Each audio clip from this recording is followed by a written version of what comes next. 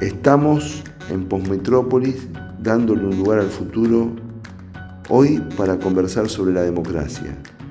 ¿Existe realmente en Occidente un asedio sobre la democracia? ¿Es la democracia actual el modelo institucional que soñaron los demócratas que la construyeron? ¿Hay una desaveniencia democrática en ciernes en los países occidentales?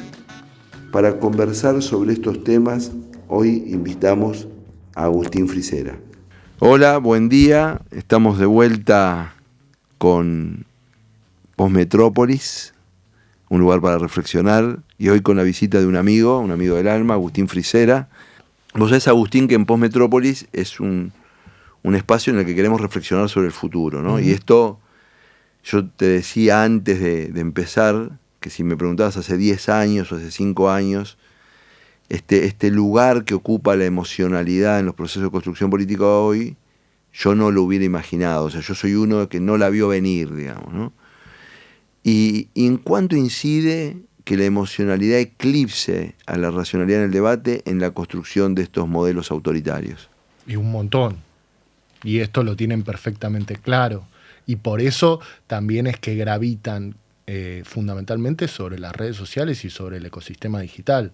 Fíjate que una de las cosas que tienen en común, como los medios siguen teniendo líneas editoriales y como esta gente dice cosas que muchas veces están flagrantemente en contra de la línea editorial convencional o de la democracia, ellos se tuvieron que ir a las redes sociales.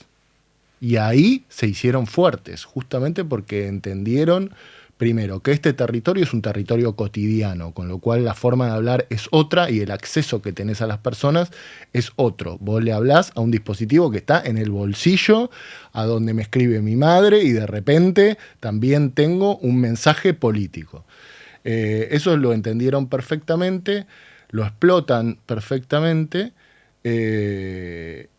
y por supuesto por los formatos, que son cortos, que son audiovisuales, en donde hay música, el tirar de la emocionalidad tiene renta política. Esto es una especie de santuario, ¿no? Cuando decíamos la terminología santuario, el santuario de la incorrección política. ¿Y por qué la corrección política no... este decline de la corrección política, ¿cómo se origina? ¿Cuándo empezó a ser popular discriminar, insultar, banalizar? Hay una larga genealogía del insultar, del discriminar, del polarizar. Lo que agregan las redes sociales son ciertas comunidades cerradas, en donde vos crees que una versión de la realidad en realidad es la versión del mundo, simplemente porque a lo otro no lo ves. Está comprobado y muy estudiado esto de las burbujas, en donde yo tiendo a relacionarme y a ver el contenido que refuerza lo que yo ya pienso, ¿no? El famoso sesgo de confirmación. Entonces ahí se producen reafirmaciones. Reafirmaciones de lo incorrecto. Y después, a mí me parece que hay tantas versiones sobre lo correcto y lo incorrecto que hay espacio para desafiar la convención. Y me parece que esto tiene que ver con eso, que expresa un malestar que tiene mucha gente, que el discurso o el sentido común, vamos a llamarlo así, de la política, ya no interpreta. Este malestar, que yo coincido que la irritación de la sociedad occidental es legítima, por dos vías yo interpreto. Una es porque con la revolución tecnológica hubo como una inflación de expectativas, y esas expectativas no se materializaron, para decir de una manera. Y el otro tema es que el sistema político, hay algo que está como sobre enunciado pero nunca abierto, ¿no? Que el sistema político que conocemos, el que le damos de Montesquieu, la división de poderes, los contrapesos, tiene unos rituales, unos tiempos, etcétera, que parecen no condecirse con la velocidad a la que funciona la sociedad red. Y yo uso una afirmación que es reformismo procrastinador, digamos, ¿no? Pero podría ser impotente también. ¿Le ves alguna chance de renacimiento, algún pensamiento reformista ayornado en este contexto? ¿Y por dónde podría avanzar? No solamente le veo una chance, sino que veo la necesidad, tengo el deseo. Hay varias cosas que vos dijiste que dan en la tecla. Me acuerdo de Oslak, el último libro que sale de Oslak, que es maravilloso. Él se despierta un día en el futuro y describe a ese futuro con una palabra que me parece justa, ¿no? Una era exponencial. Nosotros estamos viviendo en velocidades cada vez más aceleradas.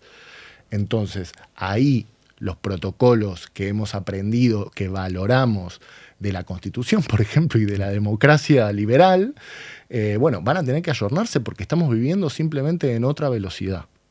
Pero hay una pequeña historia que ocurrió durante el gobierno de Obama, donde el gobierno se queda sin presupuesto, esa cosa tan usual norteamericana de que el presidente no puede ejecutar presupuesto sin permiso parlamentario, se queda sin presupuesto y entonces empiezan a cerrarse las oficinas públicas, este shutdown, y se produce un acuerdo político para darle presupuesto en estas negociaciones, para que los senadores de un estado voten a favor, etc. Pero claro, el acuerdo se produce un día y tiene que entrar por la Cámara, votar la comisión, ir al Pleno, pasar a la otra Cámara, etc. Los mercados reaccionan inmediatamente. Entonces yo dije, bueno, acá hay un problema porque mientras el regulador tiene un montón de procedimientos, en este caso el regulado, en este caso el mercado que funciona soportado en fibra óptica, la información, es lo de la liebre y el coyote en la realidad, digamos, ¿no? O sea, el coyote y el correcaminos en la realidad, ¿verdad? Una realidad exponencial y un estado diseñado pre-revolución digital. Esto es una espada de Damocles en la democracia. Esto si no lo cambiamos, ¿condiciona la democracia futura? Por supuesto que la condiciona, pero también lo podemos cambiar. Vamos por partes. Siempre que estamos en un cambio civilizatorio. Sí, claro. Y la velocidad es solamente un aspecto de eso, ¿no? Y siempre que hubieron este tipo de rupturas, hubo un periodo, ¿no? En donde volvemos adaptativo, para atrás, un estrés adaptativo. Un estrés adaptativo en donde hay una reacción, después hay una contrarreacción, entonces el partido se está jugando. Hablabas de las expectativas antes. Nosotros hace tiempo que venimos estudiando la relación entre la política digital y la tecnología. Vos sabés que yo hace 10 años me embarqué en una aventura de la que después podremos discutir, que se llamaba Partido de la Red, que intentaba, ¿no?, una adaptación del sistema democrático que hoy tenemos a la lógica digital. Y teníamos grandes expectativas respecto del ágora, que sería Internet. A mí me parece que hay hoy una visión contrapuesta. Hoy Internet es la herramienta de la manipulación. Yo no estoy ni con un extremo ni con el otro. Ni soy un pesimista, ni soy un tecnoutopista. Me parece que simplemente los cambios requieren ajustes en nuestras costumbres. Nadie nos educó para socializar en el ambiente online. Entonces vamos a ir descubriendo reglas que no se van a escribir, pero que van a ser convenciones, como en la sociabilidad que estamos teniendo ahora en el cara a cara, pero eso requiere un tiempo y en el mientras tanto, habrá un proceso. Lo que yo no veo... Mira, nosotros decíamos en el Partido de la Red, lo voy a decir así. La tecnología llegó para cambiar todo. Cambia la forma en que nos relacionamos, cambia la forma en que nos vinculamos, cambia la forma en que nos informamos y en que producimos. Bueno, ¿qué pasa con la política?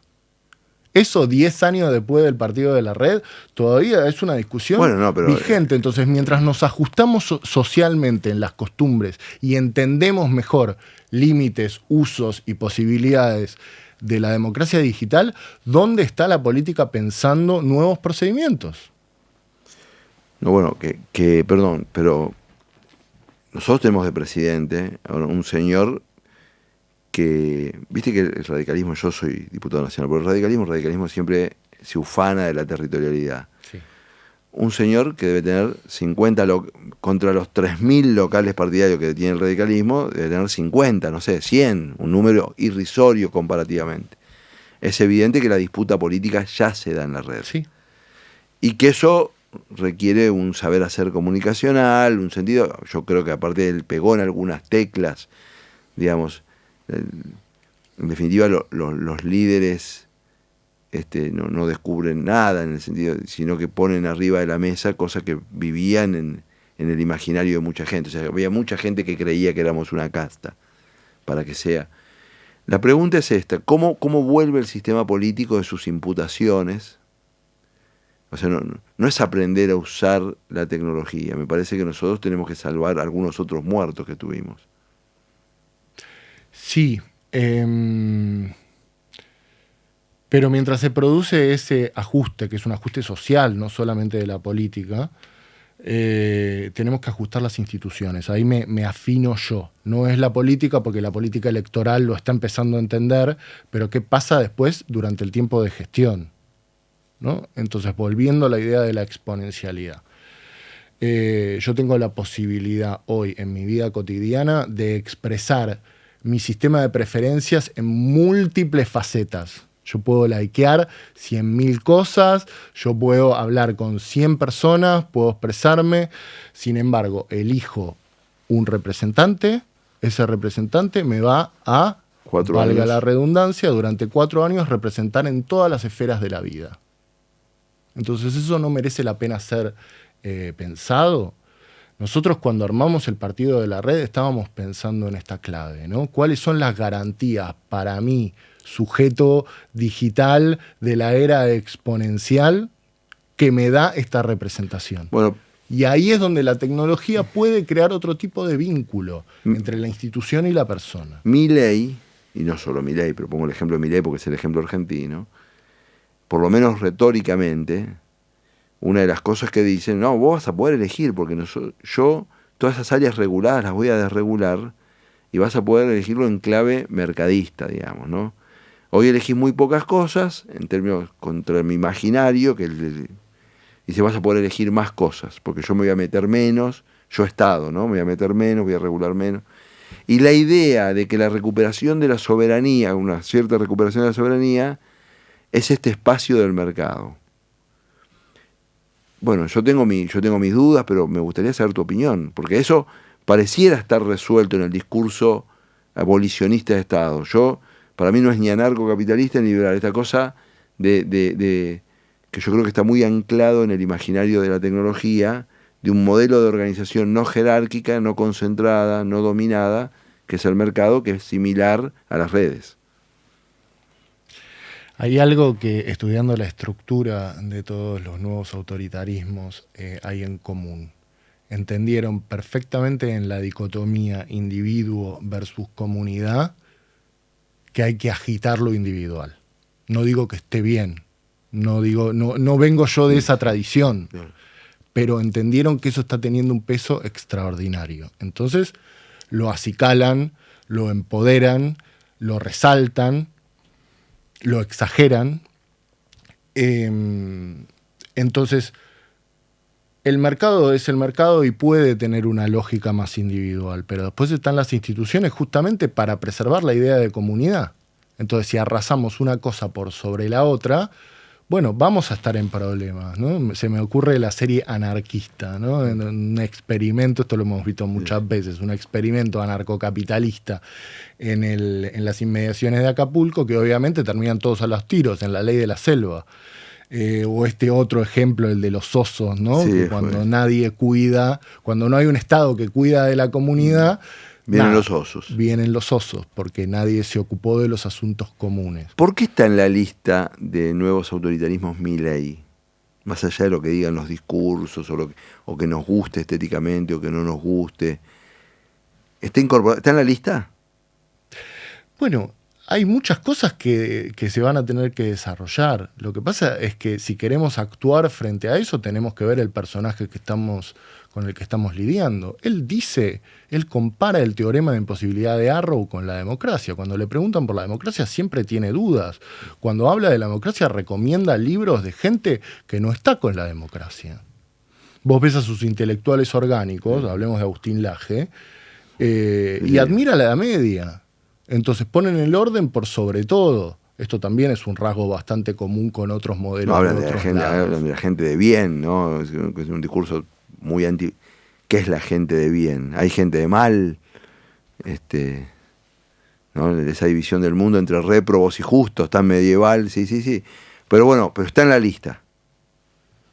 A mí me parece que tiene una personalidad autoritaria. Me parece que las instituciones están aguantando. Y es una pelea que va a estar. Él tiene incentivo para quebrar con algunas instituciones. Hablemos del Congreso, en donde él tiene muy poca representación, como perfectamente sabés, y el Congreso, por suerte, está funcionando. Pero a mí me parece que él tiene incentivos para quebrar al Congreso. Que a él no le gusta el Congreso. Bueno, yo no, acá es algo como un dolor. Yo digo, yo cada vez me doy cuenta en mi rol de diputado que hay muy poca gente a la que le guste el Congreso, digamos, ¿no? Empieza a haber una tensión entre este demos que no le gusta el Congreso y la reconfiguración institucional que necesitamos. ¿Y si lo ven como distante? ¿Y si lo ven con palabras raras, ocupándose de cosas que no se entienden bien, que no se sabe para qué, pero por las dudas que se apuren? Porque acá es un quilombo y los tenemos que solucionar. Claro. Yo tengo una anécdota. Me voy a extralimitar en mi rol, pero la tengo que contar. Resulta que yo era diputado nuevito, y había una consultoría de una ONG internacional y que precisaban seleccionar un grupo de diputados para hacer que funcione mejor el Congreso argentino y que esté más cerca de los ciudadanos, hace 6 años atrás. Y bueno, vienen 2 chicas, sociólogas o politólogas, jóvenes, con un cuestionario prehecho, que se ve que era común con el resto de los entrevistados. Entonces preguntándome qué cosa haría yo para que el Congreso se muestre más cercano a la sociedad, etcétera.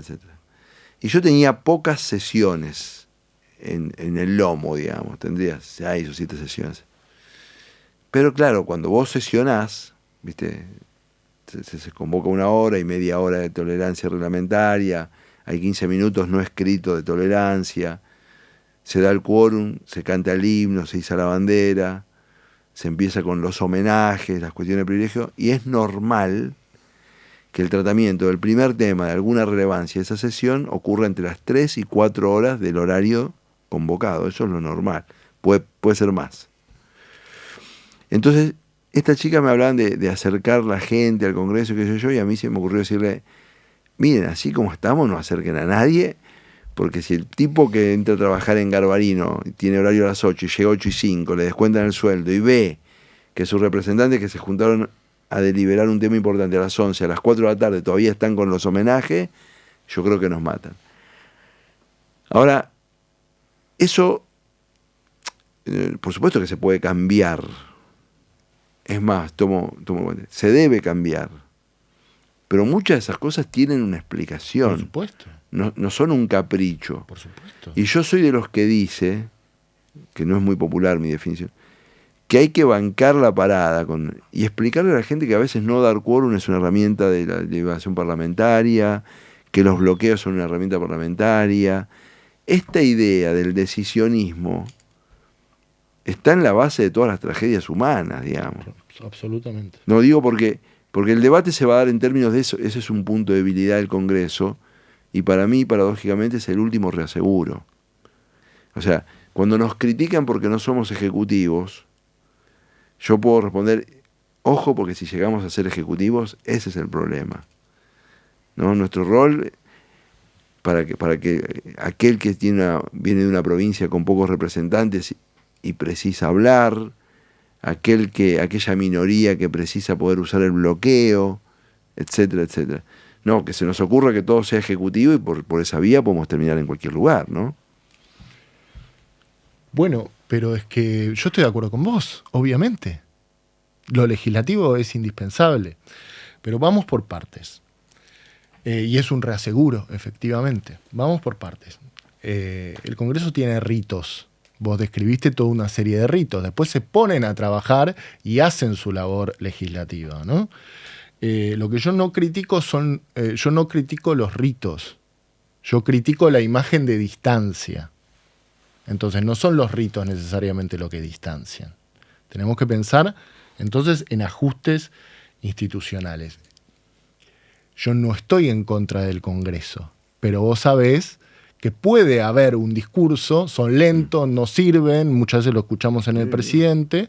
Bueno, saquemos damos el de comer a no eso. se entiende el valor del Congreso. Entonces, lo que nosotros pensamos... A ver, un ejemplo. El Congreso, distante. Representación descriptiva. ¿Cuánto representa el Congreso a su gente? ¿Cuán parecido es el Congreso a su sociedad? En el Congreso no hay pobres. ¿Querés mi opinión? Dale. Bueno, en el Congreso tenemos una diputada cartonera, ¿no? Natalia Saracho. Natalia Saracho, no. Yo creo que somos bastante representativos. Y te diría más. Si vos nos sacás cuánto pesa lo académico, las profesiones, quizás está un poco sobre representado el derecho, pero si vos sacás fotos y no sabés quién es quién, yo te puedo asegurar que Agustín Frisera sabe quiénes son los radicales, quiénes son los del PRO, quiénes son los kirchneristas, hasta estéticamente, en el sentido de que nuestras tradiciones políticas se expresan de diversas maneras. Yo creo que somos bastante representativos en esa lógica, ¿no? Quizás inclusive los colectivos históricamente más postergados, en los últimos, bueno, con la democracia, lenta y sostenidamente fueron incorporándose la presencia de las mujeres, la presencia de la diversidad sexual, etcétera, está en el Congreso. Y están sus temas, no solo están sus representantes, sino que están sus temas. ¿Podríamos ser más representativos? Seguramente, pero cuando yo veo que la agenda agropecuaria está, la agenda de la vida cotidiana está. Yo creo que al revés, que lo que pasa con nosotros, que es una discusión interesante, es si representar es imitar a nuestra sociedad o representar es otra cosa, ¿no? Me estás abriendo otro tema, pero déjame terminar con la idea de lo descriptivo y vamos a suponer, porque es lo que cree mucha gente que después puede llegar a concluir que el Congreso no sirve, que no se parece mucho a la sociedad. Okay. Y a mí me parece que depende del corte que vos le des, eso es cierto. Okay. Pero fíjate, por ejemplo, la siguiente idea, lo que hicieron en Francia. En Francia espejaron la Asamblea Nacional con una elegida por sorteo. Entonces vos tenés en la Asamblea elegida por voto popular 500 representantes, vamos a suponer, números redondos. Armás otra por sorteo que tenga 500 elegidos por sorteo. Es decir, que ahí la representatividad, estadísticamente, la representatividad descriptiva va a ser probablemente mayor. Sí. ¿Qué pasa si tiene iniciativa parlamentaria esta nueva asamblea?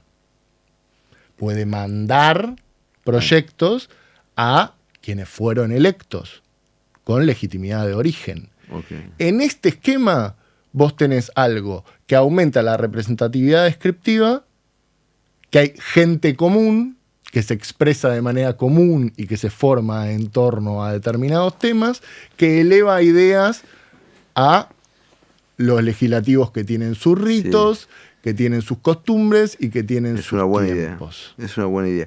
Vos sabés que yo va contra... Y retenés la legitimidad de origen. Va contra todo lo que yo pensé toda mi vida. Por ejemplo, yo que trabajé mucho tiempo con gobiernos locales, cada tanto había un gobierno locales que creaban en su carta orgánica la figura de la banca popular. Claro. Una banca abierta para un tema específico que se sentaba ahí, con voz y sin voto, alguien que iba a presentar un tema, una iniciativa, lo que fuera.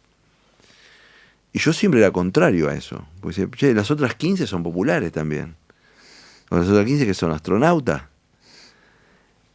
Y entonces yo digo, porque también son placebos. Si tenemos que arreglar las 15, arreglemos las 15. No nos tomemos el placebo de la banca popular. No es como los procesos participativos truchos que son un placebo. Entonces yo digo, arreglemos la democracia. No tomemos un placebo. Entonces arreglemos la democracia, discutamos la mediación tecnológica. La pregunta es esta. Voy a mi amigo Agustín nuevamente. Me dijo un profe hace muchos años, lo que estas tecnologías están produciendo es romper las mediaciones ociosas. Todas las mediaciones que no agregan valor van a desaparecer, ¿no? Esto se ve en las plataformas de comercio electrónico, en la plataforma de búsqueda de pareja, ¿no? Ya no precisas a alguien que te presente a alguien. Las discográficas ni hablemos. La gran pregunta del millón es si la nuestra es una mediación ociosa o una mediación que agrega valor. Esa es la pregunta. Si no vamos a desaparecer por la tecnología, yo creo que la deliberación agrega valor. Yo estoy convencido. Bueno, hay que convencer a más gente. Salgamos a convencer a más gente. No siempre agrega valor, ¿eh? Yo he participado de debates en los que me voy igual que como entré, digamos, que no aprendí nada, que no me dieron un punto de vista. Ahora, ¿los congresos tienen que tener ese rol? ¿Es ese el rol? Yo digo, nosotros estamos sobreregulados. Viste que cuando nos evalúan a fin de año, el diario La Nación, el diario Clarín, ¿cuántas leyes produjeron? Sí. Digo, pero no es serio que nos evalúen así. No. No es serio. ¿Viste?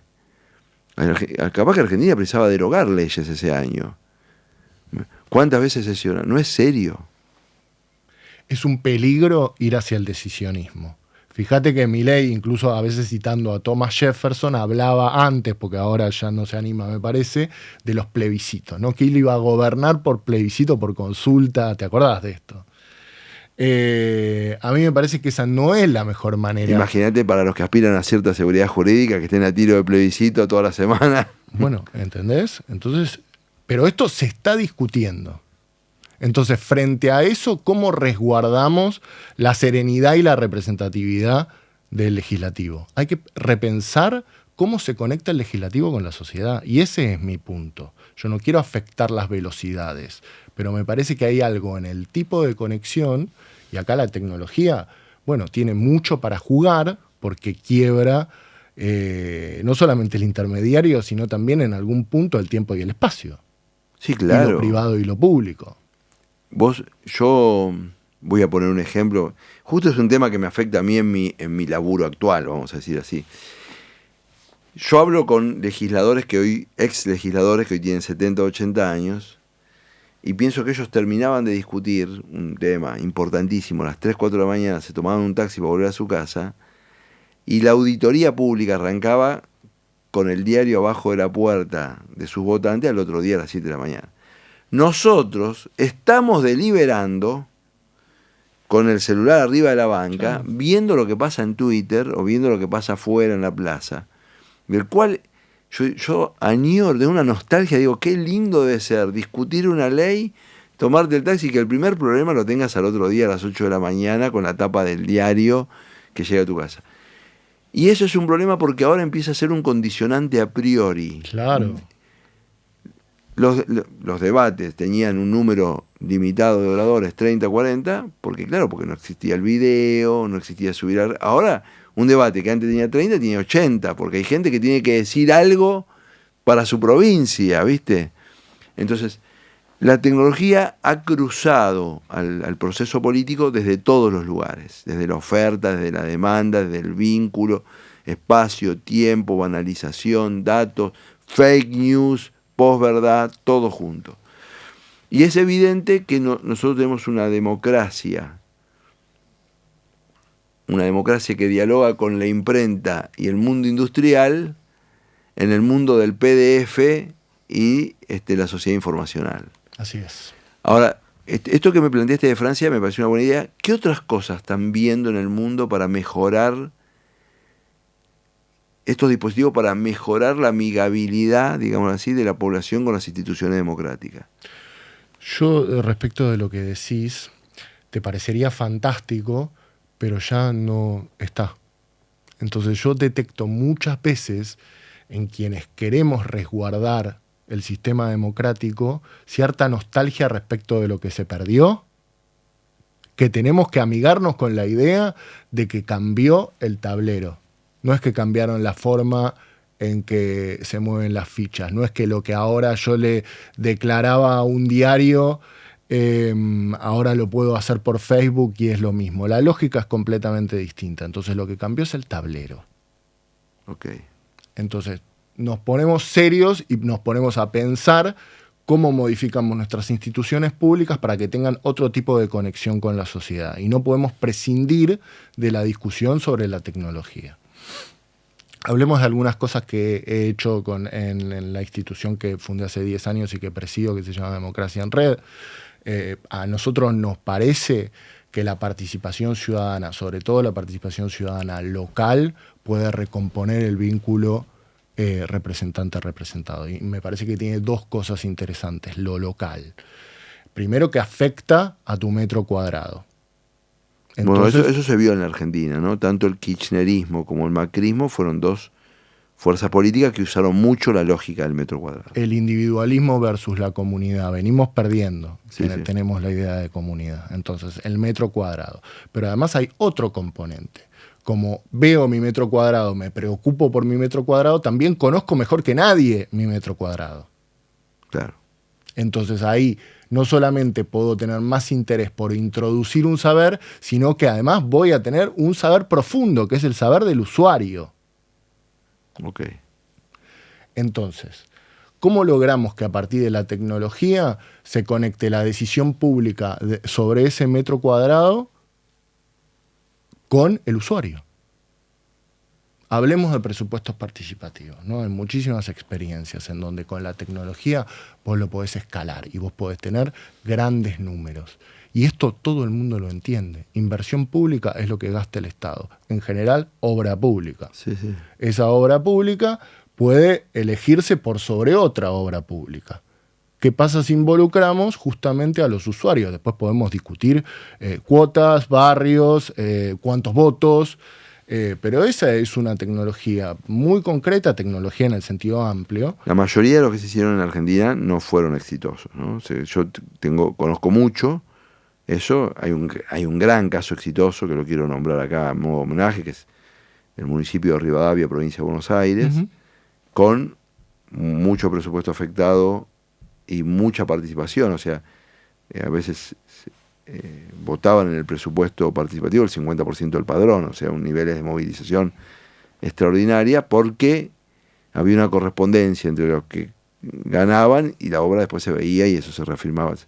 Pero yo fui partícipe de muchos procesos muy débiles, muy mal diseñados, etcétera, y después cooptados, en donde participaba poca gente y entonces terminaban decidiendo lo que decidía un pequeño grupito. Bueno, la tecnología puede aportar un gran número que rompe esa ecuación. Okay. Entonces, no es lo mismo cuando vota la mitad que cuando votan los 4 que se enteran. No, está claro. Y por lo menos sirve para las ciudades. Yo creo que vamos a un orden. Este podcast se llama Postmetrópolis, porque creo que uno de los efectos de esta transición tecnológica es que la gente va a elegir la intensidad de la urbanidad que quiere administrar. Digamos, la gente se va a ir a vivir a ciudades más chicas, pequeñas, etcétera, y las ciudades van a tener competitividad económica con independencia de su tamaño, de acá a un siglo. El presupuesto participativo no es una nueva idea, vos esto lo sabés perfecto, claro. Desde los 80s en Porto Alegre.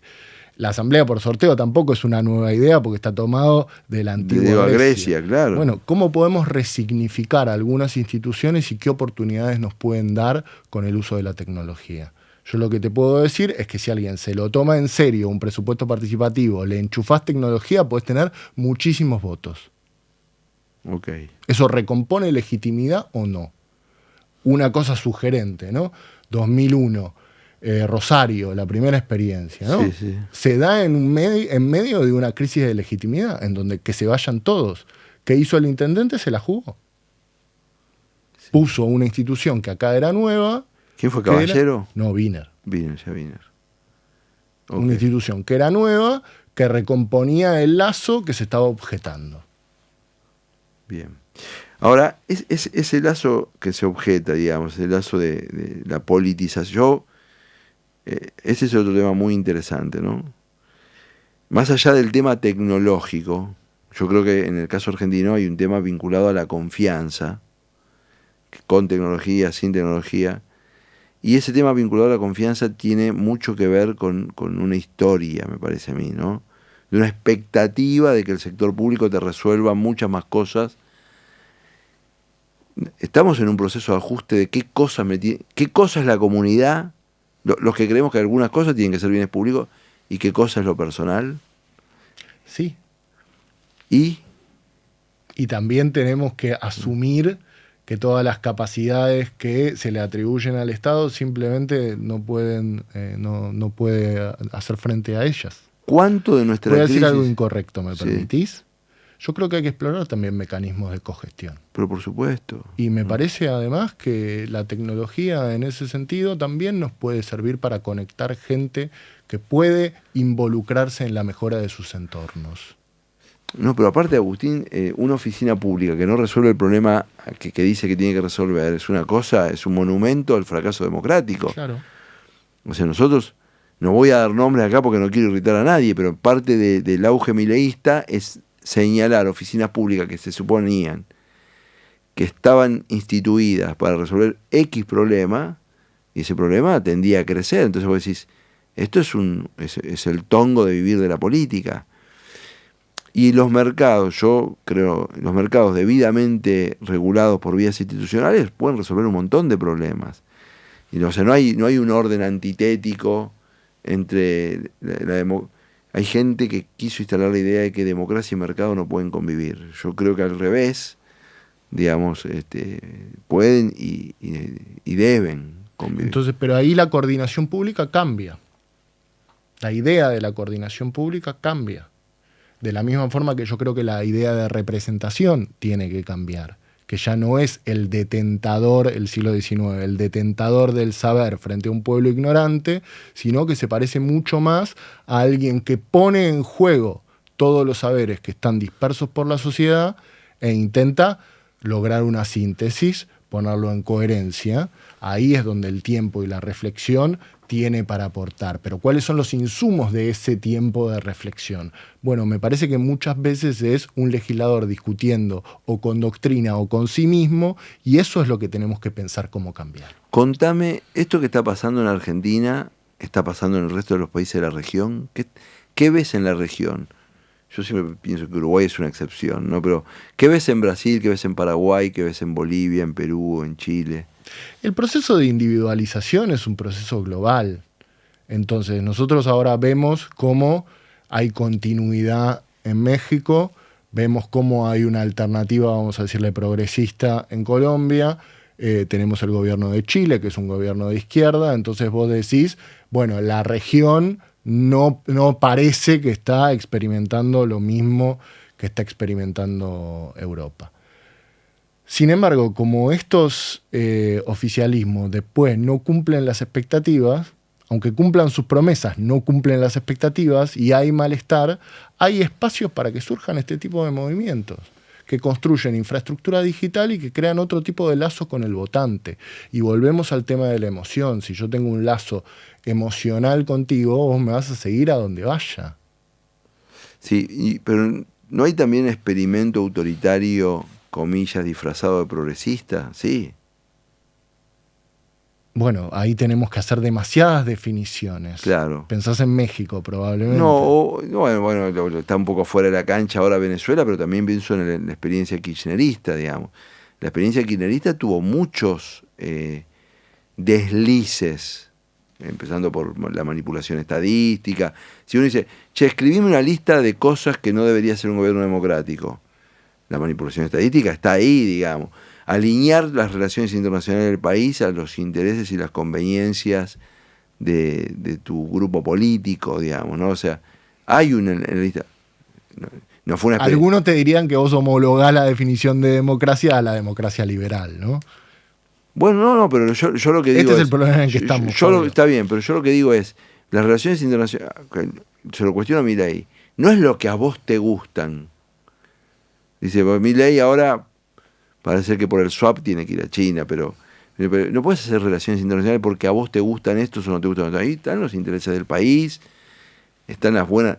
Argentina en este momento no tiene embajada de España en Argentina, sí, digamos, ¿no? Están las buenas relaciones internacionales, que significa que puedo defender mis intereses sin pelearme con el resto del mundo.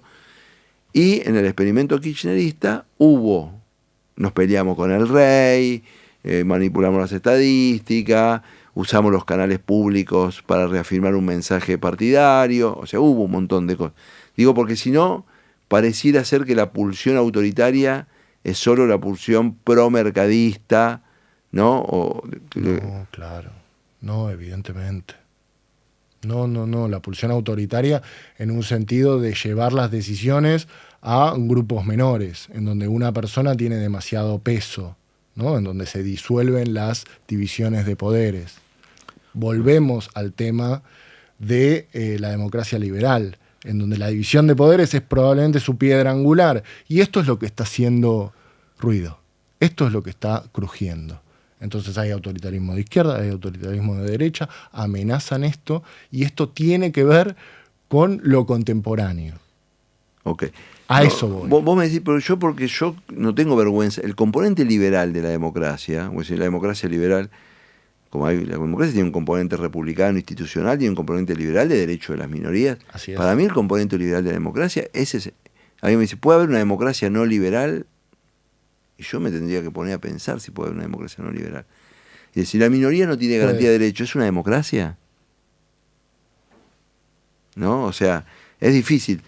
No quisiera sobrecargar el punto sobre esto, pero sí me parece que hay una tensión que vos planteás, que a mí me parece que es la que hay que pensar, sobre que es una frontera de público y privado, sobre lo comunitario y lo individual. Uh-huh.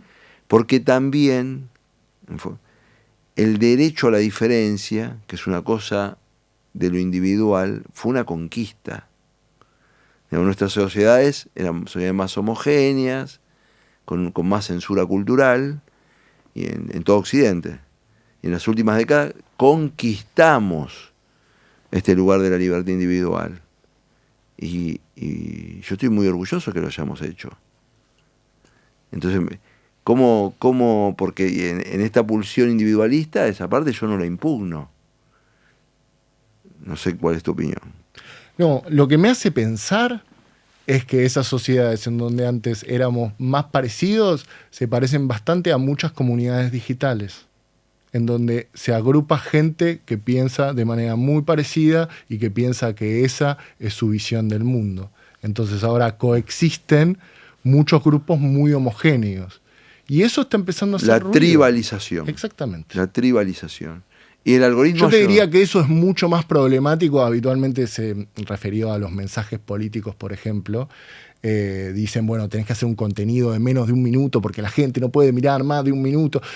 Yo creo que eso no es el cambio fundamental en el tablero político.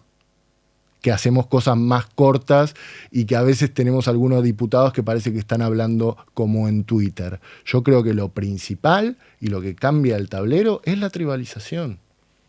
Entonces vos ahí también, y esto hay mucha gente de los nuevos autoritarios, vamos a seguir llamándolos así, aunque tiene problemas, estoy de acuerdo. Entendieron que pueden llegar con mensajes distintos que se adaptan a ese público. Entonces esa hipersegmentación de sus públicos permite, bueno, decirle a cada quien lo que quiere escuchar. No, igual son bastante íntegros, ¿no? De que dicen barbaridades. Sí. Barbaridades parejitas. Sí. Pero ahí volvemos al tema de si la política tiene que conducir o ajustarse a la demanda. Claro, ese es un tema. Ayer tuve un debate por WhatsApp con un amigo mío del alma, sí, y sobre el Parlamento, etcétera, etcétera. O sea, yo no me privo de nada, ¿viste? Sí. Y yo le decía, pero nosotros, porque le digo, el debate político argentino disputa con las novelas de la tarde, digamos, ¿no? ¿Qué parte de la reconstrucción democrática es salir de la política espectáculo? O sea, yo me doy cuenta conmigo, o sea, yo hablo 5 minutos para presentar un tema, 5 minutos, Agustín. La gente que me quiere me pone me gusta, pero no lo mira. Me pone me gusta en automático. Y el que no le gusta, me pone no me gusta, ninguno de los dos me escucha. 5 minutos, no estoy hablando de una disertación de 1 hora. Entonces, si ¿no tenemos que sacar la política de ahí? ¿O es una forma de democratización que la política haya entrado ahí? A ese mundo del espectáculo donde sos un buen político si sos... ¿Viste que te dicen los de marketing? Lo primero es que te tenés que hacer conocido. Bueno, eso yo no sé. Después lo discutimos. Vamos a tratar de ordenar ahí todos los factores que vos tiraste. Se puede hacer espectáculo, pero se puede tener un buen espectáculo. Ah, esa es buena. Esa Entonces es buena. dejemos de discutir con la velocidad de los tiempos y tratemos de ir velozmente a decir lo que hay que decir. Esa es buena. Bueno. Volvemos a la dimensión entre ajustarnos a la demanda o conducir. ¿Cómo podés conducir si nadie te escucha? Entonces hay una homologación en los políticos clásicos del entretenimiento con frivolidad. Total. En la campaña se acelera. Pero hay entretenimiento que es maravillosamente reflexivo. Que a vos te pueden hacer un chiste o un buen meme que te puede hacer pensar más que una diatriba Sí, está claro, está de claro. 5 minutos donde citas a Heidegger. Sí. La posibilidad de conducir requiere una adaptación en el soporte. Y no es tan grave. Meme sí, diatriba no. Como digo, lo podés decir en 59 segundos, pero acá el problema con el que te vas a encontrar es que hay mucha gente que en el gran ágora digital ni siquiera te ve ni te puede ver. ¿Eso por qué? Es por los algoritmos. Sí, por los algoritmos y por la tribalización, por el sesgo de confirmación. Y déjame volver sobre otra idea que exponés. No competís con la novela de la tarde. Competís contra una cantidad de contenido infinito en las redes sociales. Entonces vos competís contra esos estímulos. ¿Por qué Milei tiene éxito? Por su espectacularidad. Ok. Y si el experimento Milei no le va bien. No. ¿Vamos a echarle la culpa a la espectacularidad? No, va a venir otro espectacular. Bueno, ojalá que venga un espectacular que tenga otro contenido. No, porque a veces hay una tentación de hasta generacional, de la gente de mi edad y más. Uh-huh. Dice, si a Milei va mal, es como que venimos nosotros, y yo me parece un absurdo, digamos, ¿no? Si a Milei le va mal, viene otro espectacular, no viene... No. O sea, ¿cómo se reconstruye? Volvemos a la idea del tablero. Claro, cambió el tablero. Cambió el tablero. Bien. Yo insisto mucho frente a esto que pareciera ser que Milei tiene una oferta, comillas, pongo una gran comilla, de derecha, etcétera, y el kirchnerismo, que tiene una ventaja enorme Milei, que es que discute con un modelo que la sociedad lo dio por agotado, ¿no? Entonces habría que construir una narrativa alternativa, Sí. una narrativa de lo que yo llamo un reformismo contemporáneo, Uh-huh. no un reformismo naftalinoso, sino ¿cuáles serían los contenidos para vos de un reformismo contemporáneo? Yo trato de pensar y digo, ¿qué es lo que tengo que decir que instale la idea de que la moderación política es buena, que el diálogo político es bueno, que las soluciones institucionales son buenas? ¿Cómo reinstalo eso? ¿Cómo conecto? Porque eso no produce ninguna emoción. Uh-huh. Y parece ser que hay que producir alguna. Por supuesto. ¿Estás seguro que no puede producir ninguna emoción? Y yo te puedo asegurar que intento. Aún la gente que me dice que está bien, no sé. Yo creo que hay que buscar, ¿viste? Pero bueno, no estoy perdido. Yo pienso Ayúdame. Pienso que tiene mucho más que ver con el estilo y con el formato que con el mensaje de fondo. ¿Qué era una campaña política o qué era un político en una campaña política? Una persona que hablaba, que daba discursos. ¿Qué llegó a enseñarnos Milei? Que podés ir en un descapotable, en una caravana, con la gente eufórica y mostrar algunas cosas, ¿no? Una motosierra, perfecta metáfora de los cortes que quería hacer en el Estado, $1 con su cara, la dolarización, el fin de la inflación. No es necesario hablar. Sin embargo, él está ahí pasando un mensaje en un soporte contemporáneo que resuena y que es un mensaje político, con implicancias y con política pública. Bueno, te voy a cambiar el foco. A mí me parece que hay un punto que empieza a emerger lenta y sostenidamente en el medio de un mundo tan irritado y con tanta ira y con la gente peleándose contra la realidad,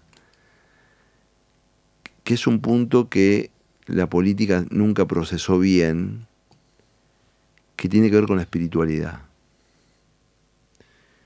Yo siento que hay una necesidad de la gente, no lo planteo, no chantamente, digamos, una necesidad de la gente de una comprensión. ¿No? Parecía que instituciones frías y necesidad de población de una comprensión. ¿Puede ser objeto de un programa político una visión más comprensiva y de alguna manera más sensible, no falsamente sensible, de nuestros problemas, de nuestra agenda? Bueno, ¿cómo se construye y de qué se nutre? ¿No? ¿Se nutre de los deseos, de los miedos de las personas, o son una serie de expertos pensando solos en un cuarto? Este es mi punto, Fabio. Este es mi punto. La gente que vota, la gente es el lado B del triunfo de la individualidad sobre la comunidad, y lo vemos en los números de salud mental, y todo esto se exponencia en la pandemia, las dos cosas, los problemas de salud mental y la digitalidad. Entonces probablemente son cosas que vayan de la mano.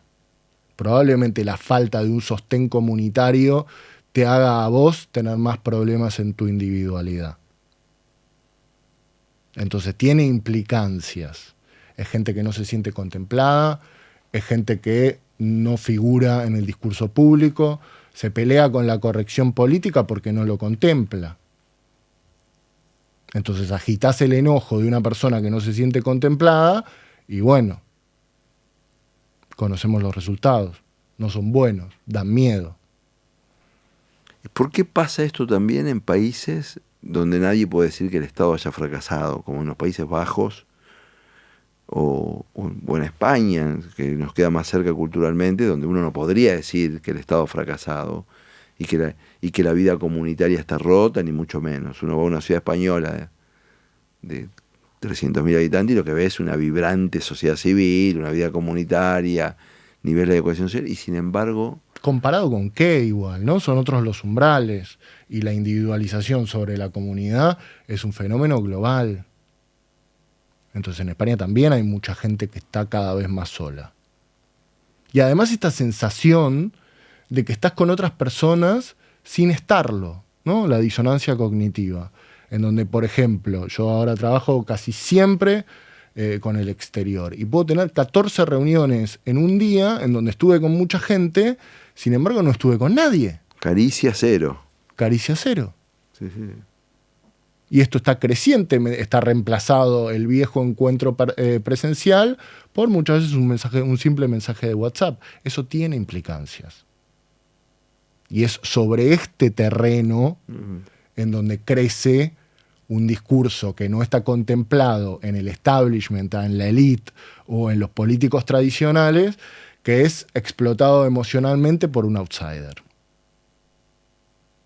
que conoce perfectamente cómo llegar y, si querés podemos hablar de esto, tiene una infraestructura digital bien pensada que lo replica. Porque sobre esto también hay que poner el foco. Es evidente, y vos lo decías antes, que Milei, desde el punto de vista del mensaje, tocó algunas teclas que sonaron. Y el contenido es muy importante, pero la distribución de ese contenido...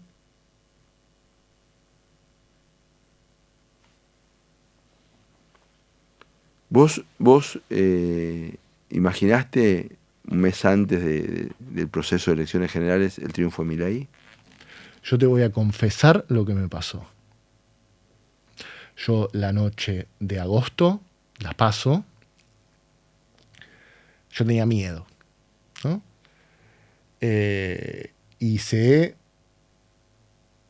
confirmó ese temor, que eran dos. Yo no estaba por la preferencia con Milei, no fue mi voto. Y lo segundo, no entender qué está pasando. Yo me sentí muy sorprendido. Me parece que esto le pasó a muchísimos analistas políticos. Yo no soy analista político, me interesa. Entonces empecé a intentar entender. Y vi muy claro hacia noviembre que esto era inexorable. Y parte de eso tiene que ver con mirar afuera. Y con esto que te digo de la estructura de este tipo de movimientos, que comparten no solamente mensajes, sino también estrategias y tácticas. Y cuando vos muchas veces lo ves a Orbán en su contexto, ves a Milei. ¿Y AMLO? AMLO tiene otro estilo. Yo creo que AMLO lo ha sostenido la economía y que el metro cuadrado funcionó. Que México le está yendo bien. Porque él no tiene nada que ver con la velocidad de los tiempos. No, es un... Ok. Entonces, sí, muchas veces la economía fallando es uno de los abonos de este territorio, ¿no? Y avanzo sobre un tema que... Y los holandeses que decías antes. Sí. Uno va a Holanda y dice, esta gente no tiene ningún problema. Pero los jóvenes holandeses tienen problemas para acceder a una vivienda. Entonces, en su mundo está colapsando. Y agitar ese malestar está resultando muy fácil. Justamente por el contacto directo. Pero el contacto directo no es el problema. Hay que tener contacto directo para ir con un mensaje diferente. Pasó una cosa... ¿Qué oportunidad mejor para conducir, Fabio, y no para adaptarse a la demanda? Aparte que poder establecer un vínculo con alguien. Yo no me podría adaptar bajo ningún punto de vista a esta demanda, aparte, personalmente. Pero también el ejercicio de la conducción política tiene sus vericuetos, ¿no? Ahí ha pasado algo en la Argentina, que es de Argentina históricamente, en sus procesos autoritarios se habían ido militantes políticos, sindicalistas, poetas, literatos, no sé. Pero esta es la crisis pandémica, entre la cuestión fiscal, la crisis, el agotamiento del kirchnerismo, entre pitos y flauta, como se decía antes, se fue gran parte de la élite económica. Decidió desterritorializar su domicilio fiscal. Es la primera vez en Argentina. Uh-huh. ¿Puede leerse este ascenso de Milei también como una vacancia de la élite económica, de la élite en la Argentina, política, económica, de no falta de compromiso, sentido autocrítico, etcétera? No sé a qué apuntás, como que se rindieron. No, fue, evidentemente, no voy a dar nombres, pero Sí. Evidentemente se fueron un montón de señores y señoras. Se fueron buscando un beneficio tributario. Sí, pero... Lo individual por sobre la comunidad. Claro, pero nunca había pasado. Cuando sí había pasado en otros sectores, ¿no? Parecía ser si los tipos que están en mejor condición se van, ¿qué nos queda a nosotros? ¿No? ¿Hay algo de esto del outsider tiene legitimidad frente a ese escenario? Pero el outsider está contra esa gente. Independientemente de que puedan tener un acoplamiento circunstancial de intereses, el outsider es contra esa gente. Ellos también son casta, digamos. Pero claro que se presenten de otra manera resulta hasta curioso, medio paradójico. ¿Hasta cuándo va a tener fuelle el discurso de la casta? Ah, quién sabe, vos lo sabés. Una de las claves de su éxito. Le pudo poner nombre a esto que a nosotros nos cuesta tanto nombrar. Y además se lo copió A Podemos. A Podemos, que se lo había copiado a Cinque Stelle. Arrancó Cinque Stelle. El Beppe Grillo con la casta. Pero fíjate qué poderoso que ha resultado. Sí, claramente. Y cómo resonó. Y cómo resonó en la gente que no se siente contemplada, que es un montón. Que tiene que ver con el fracaso económico, pero que tiene que ver con la lógica de los tiempos. En donde estás más solo. Ok. En donde sos un individuo más individualizado. Ok. El fracaso de la democracia, sí podemos, porque nuestra democracia tuvo conquistas importantísimas. Sí, a mí me duele esto. Claro, que estás diciendo. ¿A dónde vas? No, pero digo, lo que quiero decir es que hay un correlato entre soledad y pérdida de vitalidad democrática, eso quiero decir. Sí, absolutamente. O sea, si queremos recuperar la vitalidad democrática, tenemos que recuperar lazos. Me acuerdo, me viene a la mente ese libro que fue un clásico, ahí bestseller de Putnam, ¿Por qué funcionan las democracias? Claro. ¿Te acordás? Capital Social. Que se va a estudiar el sur de Italia. Y el norte, y compara. Exactamente. Sí, ¿Y cuál es la diferencia? El capital social. Los vínculos. Contactos entre la gente. Sí, las relaciones difusas. Entonces eso ahora es una paradoja porque se exponencia. Ahora mi territorio es mucho más amplio, estamos en la ciudad de Buenos Aires, es mucho más amplio que la ciudad de Buenos Aires. Yo voy a salir de acá y voy a hablar con alguien que no está en Buenos Aires. Pero voy a estar con esa persona. Entonces, eso tiene oportunidades, eso tiene contraefectos, efectos no deseados, que puede tener que ver con la soledad, pero no podemos renunciar a la tecnología. Okay. Entonces, tenemos que usar la tecnología para volver a recrear un sentido comunitario. ¿Y sabés qué hacen y les dan mucho resultado los Marine Le Pen, Meloni, Orbán? Usan la tecnología para nuclear en el territorio real Claro. gente. ¿Y para qué? Para divertirse. Hacen picnics, ¿no? Donde un montón de gente se encuentra con otra gente. Han recreado el sentido comunitario para abonar, esto es lo paradójico, un discurso individual. No usando el Estado, ¿no? Ese es el punto también, porque yo creo que el kirchnerismo lo hacía usando el Estado y agotó el instrumento. Bueno, pero es que no era genuino. No era genuino. Si querés hablamos de del valor que tiene hoy en día lo genuino. Agustín. Eso no es un rasgo estético. Gracias. No es un rasgo estético. No es un rasgo estético. Lo genuino, lo íntegro, es lo que va a bancar, digamos. Y lo que se busca. Porque hay demasiado... impostado. No a la democracia impostada, sí a la democracia genuina. Agustín, ha sido un gusto enorme para mí conversar con vos esta hora. No sé, siempre hablamos, pero siempre hablamos más cortadamente. Acá tuvimos 1 hora, así que la verdad que la paso bien, me ayudás a pensar y espero que también a los que nos escuchan les haya gustado como a mí. Muchas gracias. Por favor, un placer, Fabio. Mira, yo lo tiré ahí antes a Heidegger, ¿no? Heidegger tiene un hermoso texto que se llama La serenidad ante las cosas. Y decía que no podemos renunciar a la técnica, porque la técnica nos sirve, la tecnología nos sirve, pero tenemos que encontrar la forma de dominar mejor a esa técnica. Y ahí tiene que aparecer cierta serenidad. Yo rescato, valoro tu búsqueda de la serenidad. Me parece que es muy importante en estos tiempos. Muchas gracias.